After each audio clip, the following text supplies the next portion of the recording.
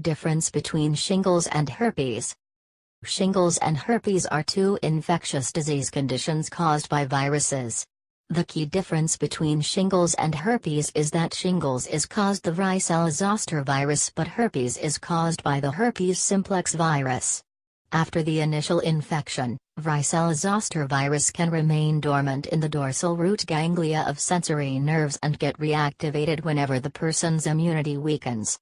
The reactivation of the varicella-zoster virus in this manner is called shingles.